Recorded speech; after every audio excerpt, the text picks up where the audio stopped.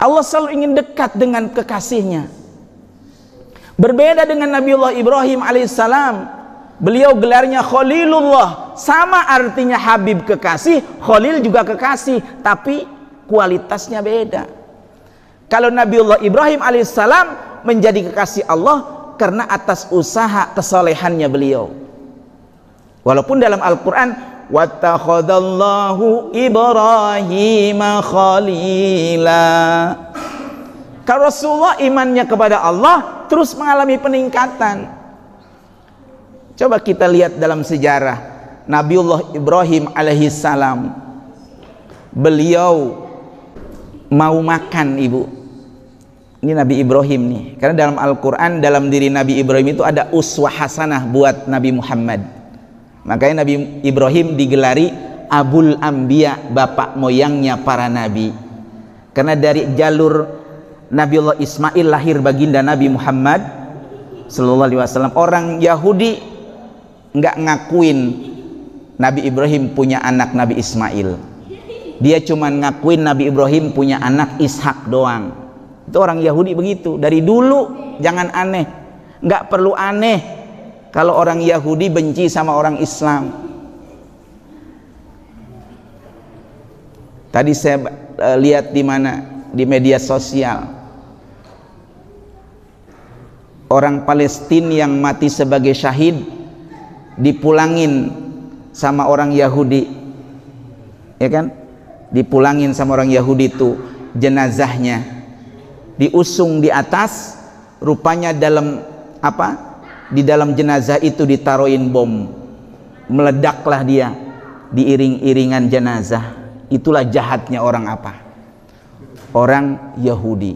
Bahkan saya kemarin juga lihat anak perempuan, ibu, kira-kira umur 11 tahun, di mulutnya ditaruhin bom, meledak di dalam mulutnya, Masya Allah, sampai hancur dia punya mulut. Ya Allah Karim. Ini orang Yahudi memang sudah demikian. Nah, Nabiullah Ibrahim alaihissalam di dalam dirinya ada uswah hasanah buat Nabi Muhammad sallallahu alaihi wasallam. Beliau mulia, beliau menjadi kekasihnya Allah karena atas usaha kesolehan beliau. Beliau kalau sudah menyiapkan makanan di meja hidangan, beliau belum mulai makan itu makanan yang sudah siap di meja hidangan sebelum mendapatkan teman untuk makan. Itulah Nabiullah Ibrahim. Beliau dikabarkan dalam riwayat beribu-ribu mil mencari teman untuk bisa makan bersama. Begitu banget ibu ya. Kalau punya makanan itu pasti nyari teman tetangga pengen makan bareng. Begitu nggak bu? Nggak ada katanya begitu ya bu ya. Makanya saya juga jadi nabi. Iya. Akhlak Rasulullah, akhlak Nabiullah Ibrahim alaihissalam amat sangat mulia. Saudaraku yang dirahmati Allah subhanahu wa ta'ala, kita yang kumpul saat ini masuk dalam kategori siapa? Di dalam salawat kita sering membaca wa ala alihi wa sahbihi wasallam, ya kan? Wa ala alihi, Allahumma salli wa sallim ala sayyidina Muhammad wa ala ali sayyidina Muhammad. Dulu saya waktu di pesantren pernah belajar satu fan ilmu yang bernama ilmu balaghah. Ilmu balaghah ini ilmu untuk memperbaiki tiga hal, tiga bagian. Pertama ilmu badi', yang kedua ilmu bayan, yang ketiga ilmu ma'ani. Jadi kalau bapak-bapak mau menguasai Al-Quran, minimal menguasai tiga ilmu ini di samping bahasa Arab yang lain. Ilmu badi', ilmu bayan, ilmu ma'ani, makna-makna Quran. Nah, salah satu yang saya ingin bahas yang berhubungan dengan kita yang sedang duduk saat ini adalah ilmu badi'.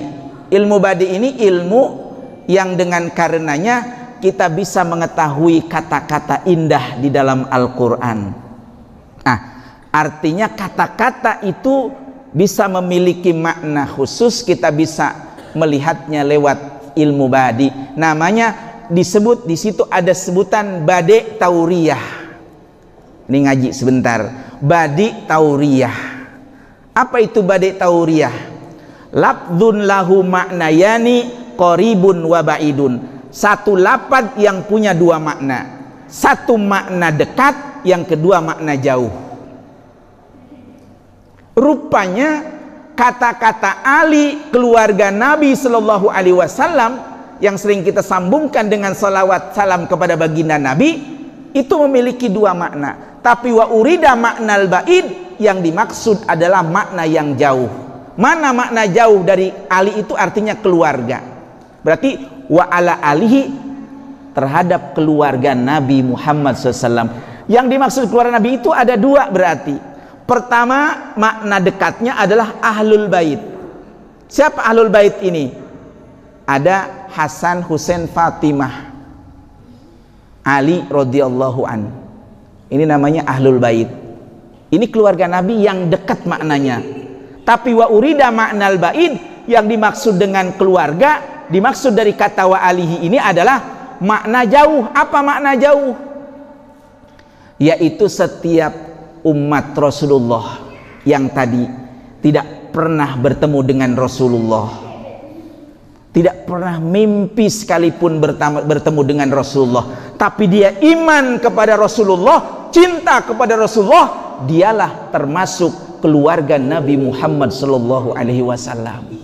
Makanya alhamdulillah, kita semua menjadi keluarga baginda Nabi Muhammad sallallahu alaihi wasallam. Dekatkan diri Bapak Ibu sekalian kepada Rasulullah sallallahu alaihi wasallam, karena beliau adalah satu-satunya orang yang diberikan otorisasi kewenangan untuk memberikan syafaatul uzma, syafaat yang besar. Di saat orang-orang di padang mahsyar membutuhkan pertolongan, Rasulullah hadir membawa syafaatul uzma.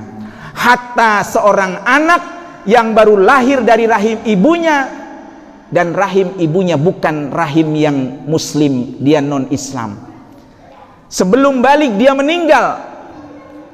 Bu, anak kecil meninggal, ibunya yang melahirkan bukan orang muslim. Dalam riwayat, orang anak seperti ini berada di antara pintu surga dan neraka.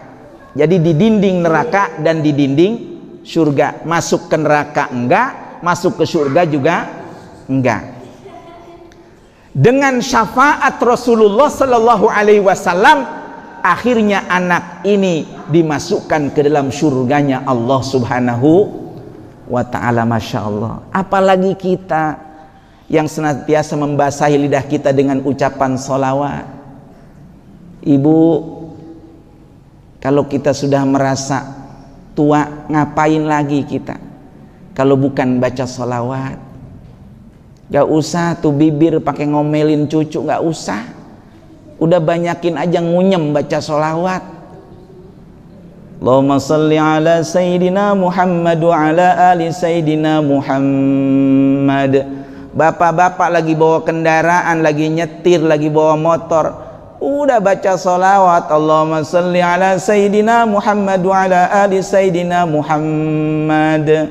Kata Nabi, man shalla alayya wahidatan sallallahu biha asyran.